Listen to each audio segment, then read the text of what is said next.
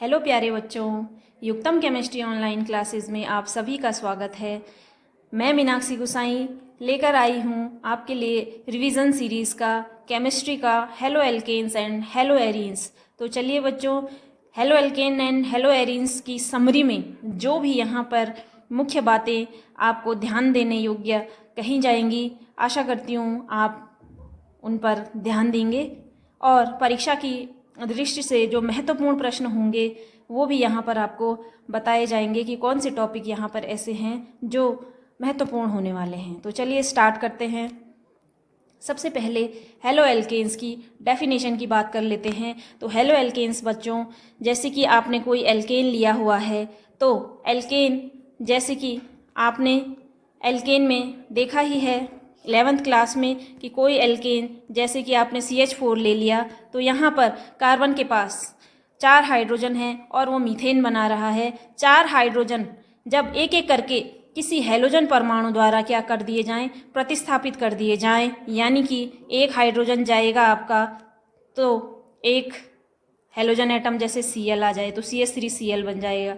ऐसे ही आपका CH3 दो Cl आपने बनाया, अगर दो आपके क्या हो गए हाइड्रोजन एटम चले गए तो आपका CH2Cl2 बन जाएगा। ठीक है, इसी प्रकार से आपके सभी हेलो एल्केन्स का आप डेफिनेशन लिखेंगे। इसका जो जनरल फार्मूला है वो है आपका RX, जहाँ R एक एल्काइल ग्रुप है।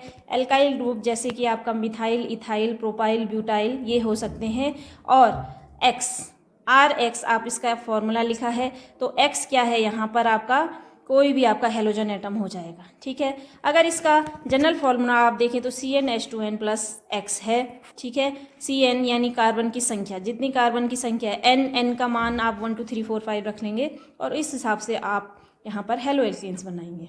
ठीक है, तो नेक्स्ट देखिए, हेलोजन की संख्या के आधार पर आप हेलोजन्स को mono halo alkane, die halo alkane, try halo alkane, tetra halo alkane में वर्गीकृत करते हैं। तो चलिए देखते हैं यहाँ पर कि मोनो हेलो एल्केन का क्या अर्थ है।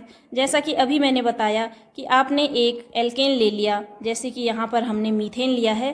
ठीक है, मीथेन से अगर एक हाइड्रोजन निकलकर Cl जुड़ जाए तो CH3Cl बन जाएगा, 2 निकल जाएंगे तो CH2Cl बन जाएगा, 3 अगर हाइड्रोजन आपके गए और उसकी जगह पे 3 क्लोरीन एटम आ गए तो CH3Cl3 हो जाएगा, और जब चौथा हाइड्रोजन एटम भी क्लोरीन द्वारा रिप्लेस कर दिया जाता है तो CCl4 कार्बन टेट्राक्लोराइड आपके पास प्राप्त हो जाता है। तो इस प्रकार से ये वर्गीकरण आपका था हेलोजन की संख्या के आधार पर। नेक्स्ट है आपका कार्बन के प्रकार के आधार पर। ठीक है, यानी कि अगर आपका कार्बन के साथ आपकी एक एल्काइल समूह जुड़ा हुआ है तो उसे हम प्राइमरी हेलो एल्केन बोल देते हैं।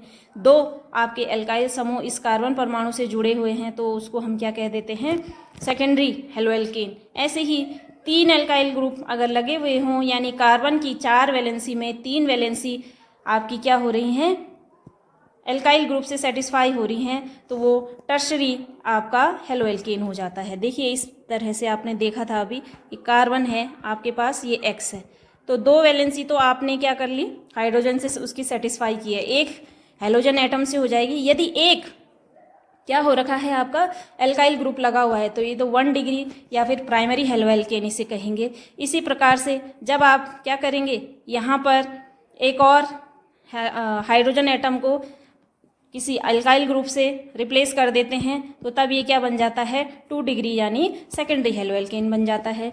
इसी प्रकार से अगर आपका ये जो हाइड्रोजन एटम है तीसरा वाला, इसके स्थान पर एल्काइल ग्रुप आ जाता है कोई तो वो क्या बन जाता है, 3 डिग्री यानी टर्शरी हेलो एल्केन बन जाता है। ठीक है, तो इस प्रकार से हेलोजन परमाणु की संख्या के आधार पर और कार्बन के नेचर के आधार पर हेलो एल्केन्स को क्लासिफाई किया जाता है। चलिए नेक्स्ट करते हैं नामकरण। नामकरण में क्या हो जाएगा बच्चों, सीधा सा है कि अगर आप कॉमन नेम लिख रहे हैं तो जो भी एल्काइल ग्रुप आपका लगा हुआ है, ठीक है, वो आप प्रीफिक्स में ले लेंगे, या आप उसको मतलब ऐसे समझिए उसको आगे लगाएंगे, ठीक है। और जो भी हेलोजन एटम होगा उसको हैलाइड के रूप में लिखेंगे। जैसे यहाँ पर अगर CH3Cl में लिखूँ तो इसका नाम हो जाएगा, CH3 का नाम है आपका मिथाइल और Cl का नाम है आपका क्लोराइड, तो इसका नाम हो जाएगा मिथाइल क्लोराइड, ठीक है। इसी प्रकार से आपका अगर आप IUPAC नामकरण करेंगे, IUPAC नामकरण में सबसे पहले आपने पेरेंट एल्केन को चुनना है, ठीक है। और जो हेलोजन एटम आपको दिया हुआ है उसको आपने प्रीफिक्स के रूप में लिखना है, ठीक है। क्योंकि आपने देखा होगा आप एल्काइल हैलाइड भी बोल रहे हैं, आप हेलो एल्केन भी बोल रहे हैं। एल्काइल हैलाइड आप इस प्रकार से कॉमन नेम उसका ले रहे हैं, तब आप एल्काइल हैलाइड कह रहे हैं। जब आप उसको हेलो एल्केन यानी क्लोरोमीथेन, क्लोरोप्रोपेन या ट्राइक्लोरोप्रोपेन या ट्राइक्लोरोमीथेन अगर आप नाम दे रहे हैं तो वो उस यौगिक का क्या है, IUPAC नाम है। तो ये सब हम पहले भी कर चुके हैं, लेकिन यहाँ पर थोड़ा रिपीट हम यहाँ पर कर रहे हैं कि आपने पेरेंट एल्केन चेन चुननी है 2 कार्बन की, 3 कार्बन की, और उस पे लगे हुए जो हेलोजन परमाणु होंगे उनको प्रीफिक्स के रूप में लिखना है, ठीक है। और जो हेलोजन होता है वो लोएस्ट पॉसिबल नंबर उसको दिया जाता है, यानी कि जिधर से वो जिस भी कार्बन से जुड़ा हुआ होगा उधर से आपको क्या करनी है, नंबरिंग करनी है, ठीक है।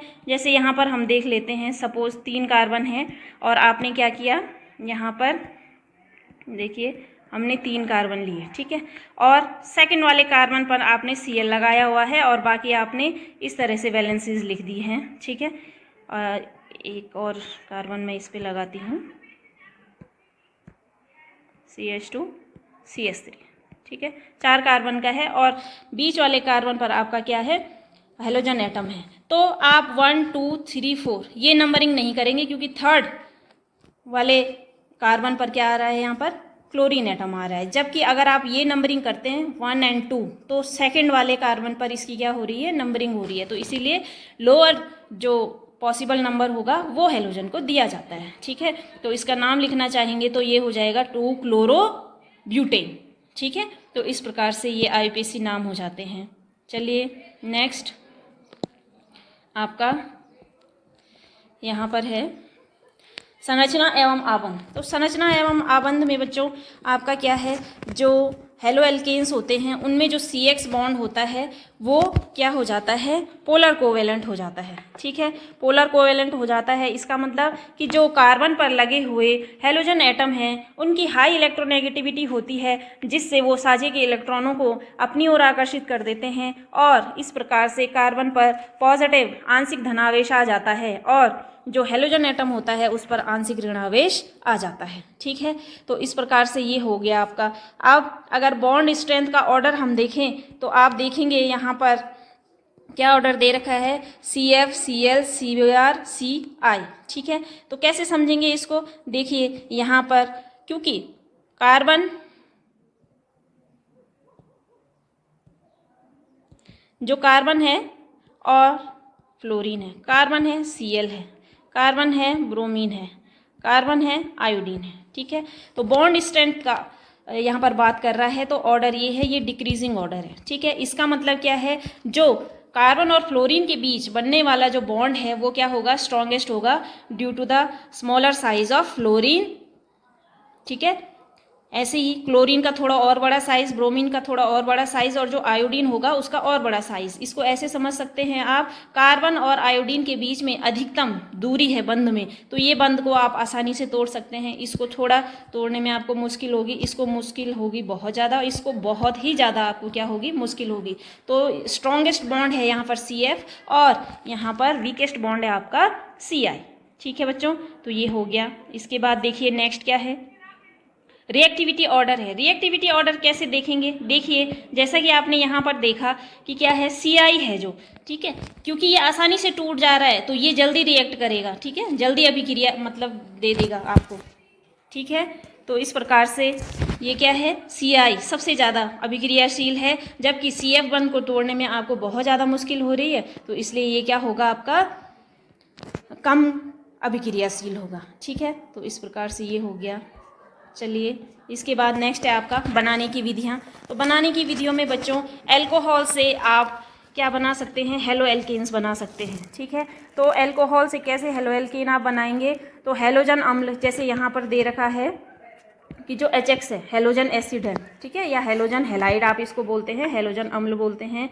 तो इनसे क्या करेंगे आप, इनकी क्रिया कराएंगे, यानी किसी एल्कोहल को ले लेंगे और हाइड्रोजन हेलाइड की क्रिया किसी निर्जलीकारक के रूप में अगर आप कराते हैं तो आपको हेलो एल्केन और वाटर प्राप्त होती है। इसी प्रकार से हाइड्रोकार्बन से सेकेंड और थर्ड है आपका from hydrocarbons, formation of halo alkane from hydrocarbons. तो एल्केन से कैसे, फ्री रेडिकल सब्स्टिट्यूशन आपका ये है। इसमें आप क्या करते हैं, एल्केनों का जो मुक्त मूलक हेलोजनीकरण है उसके द्वारा आप अलग अलग प्रकार के जो हेलो एल्केन्स हैं, यानी monosubstituted, disubstituted haloalkanes को प्राप्त कर सकते हैं। जैसे आपने 11वीं में भी पढ़ा होगा कि CH4 को अगर आप Cl2 यानी क्लोरीनीकरण कर रहे हैं सूर्य के ताप में, और कुछ ताप दिया है आपने, सूर्य के प्रकाश में कुछ ताप दिया है, तो यहाँ पर क्या हो जाएगा, जैसे ही एक हाइड्रोजन एक हेलोजन द्वारा रिप्लेस होगा, फिर इसको आपने बढ़ाते जाना है, तो ये यहाँ पर CH2 Cl2 हो जाएगा, फिर आपका CH Cl3 क्लोरोफॉर्म बन जाएगा, और लास्ट में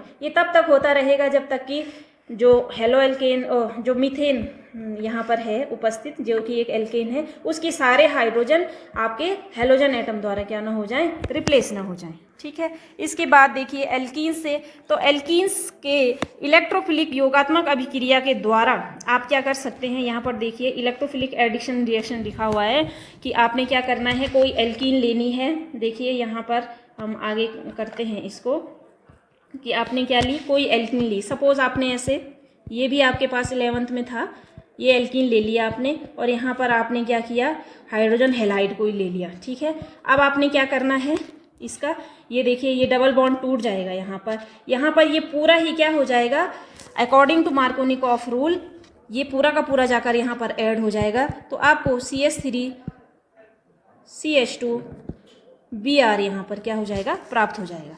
तो जो मार्कोनिकॉफ रूल है वो क्या कहता है कि जो भी असम्मित एल्कीन है, ठीक है, अब असम्मित एल्कीन जिसमें कार्बन संख्या क्या होगी, दोनों साइड अलग अलग हुई, ये तो हमने क्या ले ली है, सम्मित एल्कीन हो गई, ले ली है। ठीक है, तो सम्मित एल्कीन में तो आपका ऐसा हो जाएगा, लेकिन अनसिमेट्रिकल एल्कीन की बात करेंगे तो उनमें जो हेलोजन एटम होंगे उनका योग क्या होगा, अकॉर्डिंग टू मार्कोनिकॉफ रूल होगा। ठीक है, अब ये वाला तो सिंपल सा हो गया कि इसमें क्या हो गया, आपका हेलोजन अम्लों से क्रिया करने पर जो एल्कीन है, एक कहीं भी एक हाइड्रोजन चला जाएगा, है ना, और कहीं भी एक पे क्या चला जाएगा, हेलोजन एटम चला जाएगा। ठीक है, लेकिन मार्कोनिकॉफ का नियम जो कि आपका असम्मित एल्कीन के लिए है, सपोज आपने क्या लिया, प्रोपीन ले ली। प्रोपीन मतलब कि जो डबल बॉन्ड है उसके दोनों ओर कार्बनों की संख्या क्या है, अलग अलग है। ठीक है, ये आपको दिख रहा होगा यहाँ पर, ये देखिए ये डबल बॉन्ड, इधर एक ही कार्बन है और इधर कितने कार्बन है, 2 कार्बन।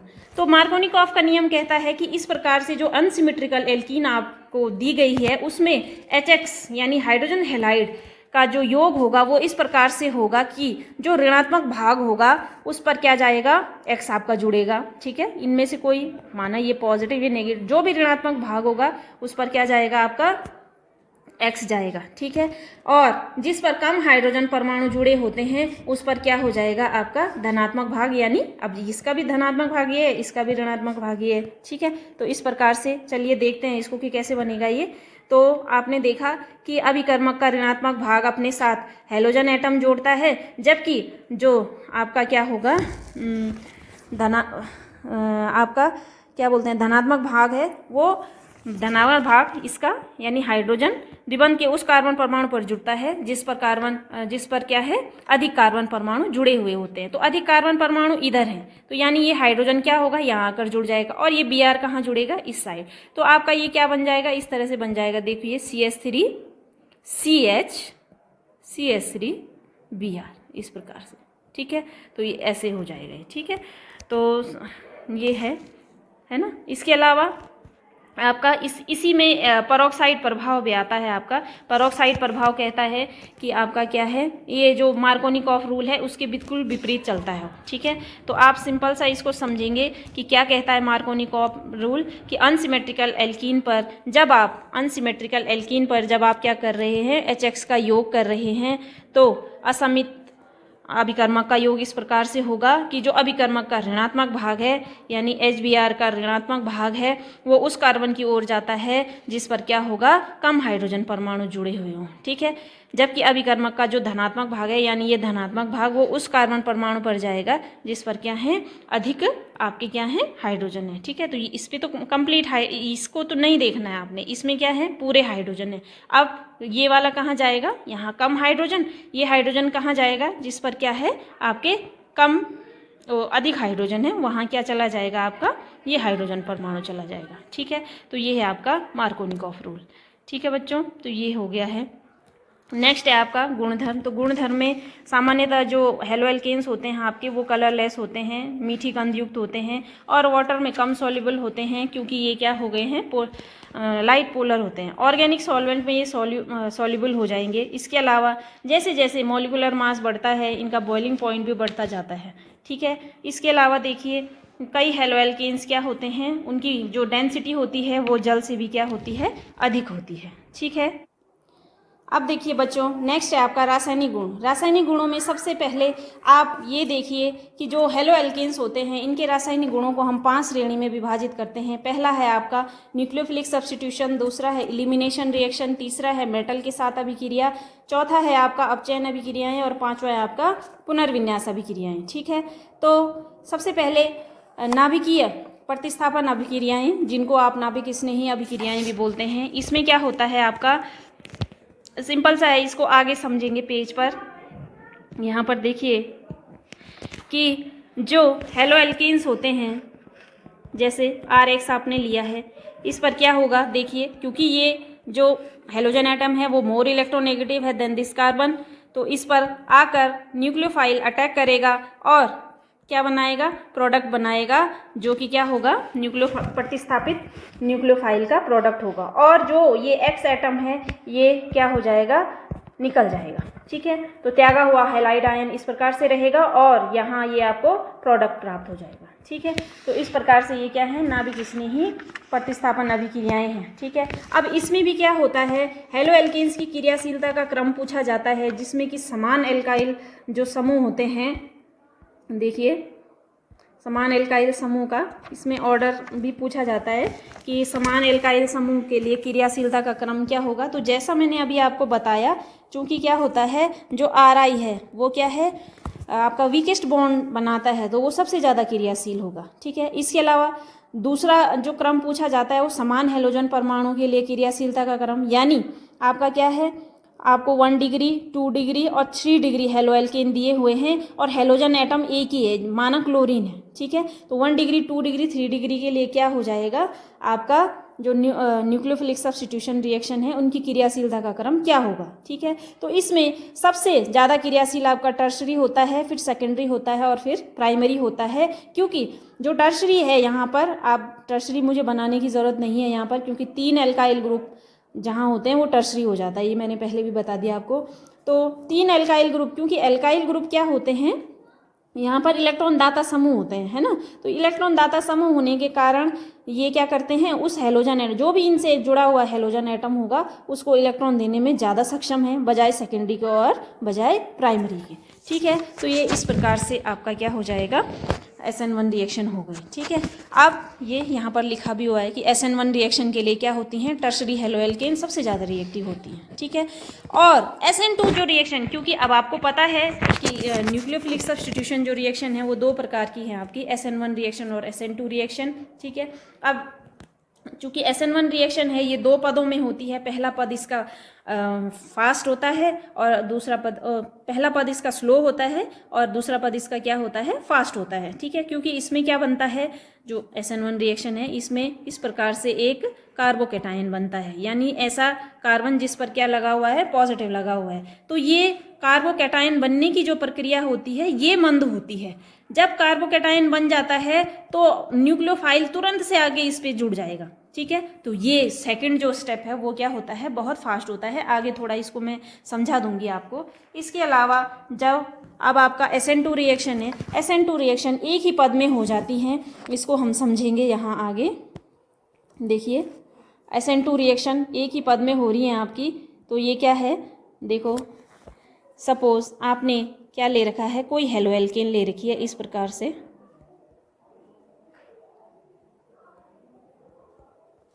और क्योंकि ये एक ही पद में होती है तो अटैक ऑफ न्यूक्लियोफाइल यहाँ होगा, ये बॉन्ड यहाँ पर टूट जाएगा, ये इलेक्ट्रॉन लेकर आपका X निकल जाएगा, यहाँ पर एक संक्रमण अवस्था आपको प्राप्त होगी जिसमें क्या होगा, हैलोजन एटम अपने इलेक्ट्रॉन लेकर निकल रहा है तो वो स्लाइटली नेगेटिव है, और इसके साथ जो जुड़ने वाला न्यूक्लियोफाइल है वो भी इलेक्ट्रॉन लेके आएगा तो ये स्लाइटली नेगेटिव है। ठीक है, ये इन बॉन्डों को आपने ऐसे टूटा हुआ दिखाना है, यहाँ पर एक टूटता हुआ एक जुड़ता हुआ, बाकी जो एल्काइल और हैलोजन परमाणु हैं वो इस प्रकार से लगे हुए रहेंगे। तो ये जो आपको प्राप्त हो रहा है ये एक संक्रमण अवस्था है। फिर इसके बाद तुरंत से क्या होता है, SN2 रिएक्शन में जो ये हैलोजन है ये ब्रेक हो जाएगा, निकल जाएगा, और आपके पास इस प्रकार से उत्पाद स्वरूप जो हेलोएल्केन होगी वो प्रतिस्थापित हेलोएल्केन है, प्रतिस्थापित प्रोडक्ट है, जिसमें क्या है आपका हैलोजन एटम न्यूक्लियोफाइल के द्वारा रिप्लेस कर दिया गया है। तो इस प्रकार से ये क्या हो जाएगा, आपको प्रोडक्ट प्राप्त हो जाएगा। ठीक है, तो ये है बच्चों, आप इस पर भी ध्यान दीजिएगा SN2 रिएक्शन पर। ठीक है, हेलोएल्केन्स की जो SN1 रिएक्शन है वो अक्सर पूछी जाती हैं और उनका जो ऑर्डर है, ऑर्डर ऑफ रिएक्टिविटी, वो भी पूछा जाता है। ठीक है, सेकंड है आपका क्या, इलिमिनेशन रिएक्शन। तो जो इलिमिनेशन रिएक्शन होती हैं आपकी, अच्छा न्यूक्लियोफिलिक जो प्रतिस्थापन रिएक्शन है इनमें सिंपल सा ही है कि जो हैलोजन एटम है, जैसे जो हैलोजन एटम आपने कोई भी जैसे RX लिखा है तो ये X एटम क्या होगा, मे बी हाइड्रोक्सिल समूह द्वारा क्या हो जाए, प्रतिस्थापित हो जाए, मे बी एल्कोक्सी समूह द्वारा प्रतिस्थापित हो जाए, मे बी साइनो समूह द्वारा प्रतिस्थापित हो जाए। ठीक है, तो इस प्रकार से हैलोजन एटम के प्रतिस्थापन से नए नए क्या बनते हैं, आपके प्रोडक्ट बनते हैं। ठीक है, तो मुख्य है इसमें हाइड्रोक्सिल समूह द्वारा प्रतिस्थापन, क्योंकि उससे क्या बनते हैं, एल्कोहल्स बनते हैं। ठीक है, तो ये हो गया। सेकंड है आपका निराकरण अभिक्रियाएं, जिनको आप बोलते हैं इलिमिनेशन रिएक्शन। ठीक है, एलिमिनेशन रिएक्शन क्या होती हैं, एल्कोहलिक KOH यानी पोटेशियम हाइड्रोक्साइड के साथ की जाती हैं, जिससे एल्कीन्स का क्या होता है, फॉर्मेशन होता है। तो यहाँ पर नेक्स्ट पेज में हम थोड़ा सा कर देते हैं इसको। यहाँ पर देखिए आप क्या करेंगे, सपोज आपने कोई हेलोएल्केन ले ली है, यहाँ पर RCHH CXHH plus KOH alcoholic लिया आपने, तो ये क्या बना देगा, यहाँ पर देखेंगे आप कि एक तो X क्या होगा, K के साथ चला जाएगा यहाँ पर।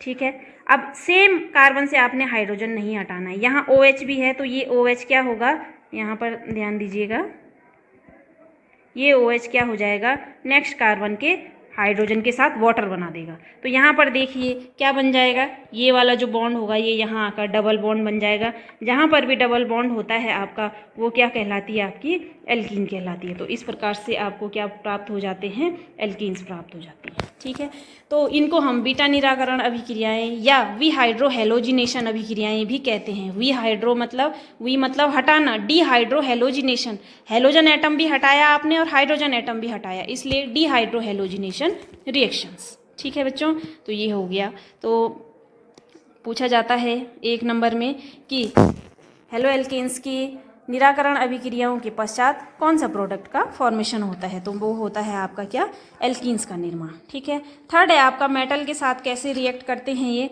तो मेटल के साथ ये जो हेलोएल्केन्स हैं, जो आपकी वुड्स अभिक्रियाएं हैं, और इसके अलावा आपने ग्रिग्नार रिएजेंट के साथ यानी मैग्नीशियम के साथ आपने अभिक्रिया कराई होगी, तो वो भी यहाँ पर है। वुड्स अभिक्रिया आप 10वीं से पढ़ते आ रहे हैं। इसमें क्या होता है, आपने एक हेलोएल्केन ली, ठीक है, अब सोडियम आपने 2 सोडियम लिए हैं, तो आप क्या करेंगे, 2 हेलोएल्केन ले लेंगे और इस प्रकार से 2NaX निकल जाएगा और R आपस में क्या बना देंगे, एक सिमेट्रिकल एल्कीन का फॉर्मेशन कर देंगे। ठीक है, इस प्रकार ये वुड्स रिएक्शन हो गई। सेकंड है आपका मैग्नीशियम के साथ अभिक्रिया, तो मैग्नीशियम के साथ अभिक्रिया करने पर जैसे अब मैग्नीशियम का क्या है, एक जो जब शुष्क ईथर की उपस्थिति में आप हेलोएल्केन्स की क्रिया मैग्नीशियम से कराते हैं तो एल्काइल मैग्नीशियम हैलाइड आपको प्राप्त होते हैं। ठीक है, जिनको हम सामान्य तौर पर क्या बोलते हैं, ग्रिग्नार्ड रिएजेंट बोलते हैं। ठीक है, तो सिंपल सा है, यहाँ पर कर दे रही हूँ मैं RX कर दे रही हूँ और मैग्नीशियम कर दे रही हूँ और ड्राई ईथर आप ले लेंगे तो यहाँ पर RMgX यानी मैग्नीशियम की एक वैलेंसी पर आपका एल्काइल ग्रुप और दूसरी वैलेंसी पर आपका हेलोजन समूह आ जाएगा और वो जिस रिएजेंट का फॉर्मेशन करता है उसका नाम है ग्रिग्नार्ड रिएजेंट। ठीक है, तो इस प्रकार से ये 3 रिएक्शंस हो गई आपकी न्यूक्लियोफिलिक सब्स्टिट्यूशन। दूसरा है आपका यहाँ पर एलिमिनेशन रिएक्शन, तीसरा है मेटल के साथ अभिक्रिया, चौथा है आपका यहाँ पर अपचयन अभिक्रियाएं। अपचयन अभिक्रियाएं हेलो एल्केन्स का जब आप अपचयन कराते हैं तो वो अपने क्या देते हैं, संगत एल्केन्स देते हैं। ठीक है, एक रिएक्शन यहाँ पर कर लेते हैं हम कि आपने क्या लिया, CH3 CH2 Br लिया है और अपचयन यानी एडिशन ऑफ हाइड्रोजन किया है किसी धातु की उपस्थिति में और कुछ ताप आप दे देंगे तो यहाँ पर जो ये Br होगा ये टूट जाएगा, यहाँ से जो हाइड्रोजन होगी यहाँ CH2 की जगह अब एक बॉन्ड टूट रहा है तो एक हाइड्रोजन जुड़ जाएगी, तो CH3 तो पहले से था, एक और CH3 यानी ये क्या बन गई आपकी एक एल्केन जिसका नाम है इथेन। अब एक H यहाँ बचा, एक Br यहाँ बचा, तो प्लस आप क्या कर देंगे उसको HBr कर देंगे। ठीक है, तो इस प्रकार से अपचयन अभिक्रियाओं द्वारा क्या होता है, जब धातु उत्प्रेरक की उपस्थिति में, जैसे यहाँ पर निकिल आपने धातु उत्प्रेरक ले रखा है, रिडक्शन करवाते हैं तो उसके संगत एल्केन्स प्राप्त होती हैं। जितने कार्बन आपके यहाँ रिएक्टेंट में हैं उतने ही कार्बन का आपको क्या मिल जाएगी, एल्केन प्राप्त हो जाएगी। ठीक है, पुनर्विन्यास अभिक्रियाएं लास्ट है आपका। जब भी आप हेलो एल्केन्स का जैसे निर्जल AlCl3 की उपस्थिति में क्या कराते हैं, 573 लगभग आप अगर ताप देते हैं, कुछ ताप देकर गर्म करते हैं, हीट करते हैं, तो एल्केन्स का जो हेलो एल्केन्स है इनका क्या हो जाता है, आइसोमेराइजेशन हो जाता है। अब आइसोमेराइजेशन क्या होगा, देखिए मतलब अणुसूत्र सेम रहेगा, बस क्या होगा जो फंक्शनल ग्रुप लगा हुआ है हेलोजन उसकी जो पोजीशन है वो क्या हो जाएगी, चेंज हो जाएगी। देखिए किस प्रकार से CH3 CH2 Cl है, आपने निर्जल AlCl3 ले रखा है और ताप ले रखा है आपका 573 केल्विन, तो आप देखेंगे कि जो Cl यहाँ पहला दूसरा तीसरे फर्स्ट कार्बन पर था यहाँ Cl रिएक्टेंट में, अब क्या हो गया है वो यहाँ पर सेकंड कार्बन पर आ गया है। ठीक है, देखिए यहाँ 3 और 2 5 और 2 7 हाइड्रोजन है और 3 कार्बन है, 3 और 3 6 और 1 7 कार्बन और 7 हाइड्रोजन और 3 कार्बन और 1 Cl, यानी अणुसूत्र समान है, बस क्या हो गया है जो फंक्शनल ग्रुप यहाँ पर हेलोजन है उसकी क्या हो गई है, पोजीशन चेंज हो गई है। तो पुनर्विन्यास अभिक्रियाएं ये होती हैं आपकी। ठीक है, चलिए नेक्स्ट क्या है आपका SN1 रिएक्शन का मैंने अभी बताया था आपको कि मैं क्या करूँगी, यहाँ पर थोड़ा एक चित्र के माध्यम से समझा दूंगी। ये देखिए ये है आपका SN1 रिएक्शन 2 स्टेप में होती है। तो फर्स्ट स्टेप में क्या होता है आपका, ये फॉर्मेशन ऑफ कार्बोकैटायन बनता है। फिर जो सेकंड स्टेप है, सेकंड स्टेप में क्या होगा, अब लीविंग ग्रुप यानी यहाँ पर कौन है, हेलोजन। अब हेलोजन यहाँ दिख रहा है आपको, ये लीव करने वाला है। अब ये लीव करेगा तो कार्बन पर यहाँ, क्योंकि ये इलेक्ट्रोनेगेटिव है, more electronegative than this carbon, और इस कार्बन पर फिर पॉजिटिव चार्ज आ जाएगा। अब ये ज़्यादा देर तक पॉजिटिव चार्ज बियर नहीं कर पाएगा तो न्यूक्लियोफाइल को क्या करेगा, अपने पे अटैक करने देगा। ठीक है, तो ये क्या होगा, अब न्यूक्लियोफाइल यहाँ अटैच हो जाएगा इसके साथ और कार्बन की 4 वैलेंसी पूरी हो जाएगी। ठीक है, तो इस प्रकार से SN1 reaction step first and step 2 यानी 2 स्टेप में पूरी होती है। ठीक है, अच्छा तो ये आपका हेलो एल्केन्स कंप्लीट हो गया है। इसके अलावा देखिए उपयोग में जो जैसे आपने CHCl3 है, क्लोरोफॉर्म है, कार्बन टेट्राक्लोराइड है, ये विलायक के रूप में यूज़ होते हैं। इसके अलावा फार्मास्यूटिकल्स में, पेस्टिसाइड्स में, ठीक है, और बहुत सारे ऑर्गेनिक कंपाउंड के फॉर्मेशन में ये एज अ इंटरमीडिएट यूज़ होते हैं। इसके अलावा स्वास्थ्य और पर्यावरण पर इन हेलो एल्केन्स का क्या प्रभाव पड़ता है, तो कई हेलो एल्केन्स आपके टॉक्सिक होते हैं। जैसे आपने क्लोरोफॉर्म CHCl3 सुना होगा, ये क्या है, टॉक्सिक है नेचर का। ठीक है, कुछ कार्सिनोजेनिक भी होते हैं। इसके अलावा जैसे CFC आप क्लोरोफ्लोरोकार्बन बोलते हैं, वो हमारी जो सुरक्षा कवच है वायुमंडल में उपस्थित, जिसे हम ओजोन लेयर कहते हैं, उसके डिप्लीशन का कारण है। ठीक है, तो इस प्रकार से ये आपका हेलो एल्केन्स टॉपिक समाप्त हो गया। तो यहाँ पर ये आपका माइंड मैप है जिसमें हम यहाँ पर देखेंगे कि जो हेलो एल्केन्स हैं उनका जनरल फार्मूला है आपका C2NH2N+1 एक्स जहाँ पर कोई भी हेलोजन एटम जैसे फ्लोरीन, क्लोरीन, ब्रोमीन, आयोडीन हो सकता है। इसके अलावा जो हेलो एल्केन्स की डेफिनेशन है वो हम कहेंगे कि यहाँ पर वे कार्बनिक यौगिक जिनमें हेलोजन एटम उपस्थित रहते हैं क्या कहलाते हैं? हेलो एल्केन्स कहलाते हैं। ठीक है, फिर इसके टाइप्स हम अगर देख लें तो या इस प्रकार से आपको एक हेलो एल्केन्स दिख रहा है जिसमें कि एक एल्काइल ग्रुप उपस्थित है, उसे हम कहेंगे 1 डिग्री हेलो एल्केन्स। ऐसी 2 एल्काइल ग्रुप उपस्थित रहें तो 2 डिग्री हेलो एल्केन, और 3 एल्काइल समूह उपस्थित हैं किसी कार्बन की 3 संयोजकताओं पर तो वो हो जाएगा आपका 3 डिग्री यानी टर्शरी हेलो एल्केन्स। ठीक है, इसके अलावा आपका यहाँ पर जो मेथड ऑफ प्रिपरेशन है, बनाने की विधियाँ हैं, वो हमने फ्रॉम हाइड्रोकार्बन्स, ये देखिए यहाँ पर लिखा हुआ है फ्री रेडिकल हेलोजिनेशन, जो कि आपने एल्केन से हेलो एल्केन बनाई थी किस प्रकार से, और दूसरा है आपका एल्कीन्स से। ठीक है, इसके अलावा एल्कोहल से भी हमने क्या किया था? हेलो एल्केन का निर्माण किया था। जब हम हेलो एल्केन्स के प्रॉपर्टीज़ की बात करते हैं तो प्रॉपर्टीज़ में सबसे पहले आपके फिज़िकल प्रॉपर्टीज़ आते हैं। तो CX बंध के नेचर के आधार पर जो हेलो एल्केन्स होते हैं उनकी लो पोलैरिटी होती है, और लो पोलैरिटी होने के कारण वो वाटर में पूरी तरह से घुलनशील नहीं होते हैं। ठीक है, अति अल्प विलेय होते हैं। इसके अलावा मॉलिकुलर जो मास होता है धीरे धीरे अगर बढ़ता जाए तो बॉइलिंग पॉइंट भी क्या होता है? बढ़ता जाता है। ठीक है, और रिएक्शंस में हमने हेलो एल्केन्स की जो रासायनिक अभिक्रियाएं थी उनको हमने 5 भागों में बांटा था, जिसमें सबसे पहले न्यूक्लियोफिलिक सब्स्टिट्यूशन था आपका, दूसरा एलिमिनेशन रिएक्शन था, तीसरा आपका रिडक्शन रिएक्शन था, चौथा आपका रिएक्शन विद मेटल था, और पांचवा आपका रीअरेंजमेंट रिएक्शंस था।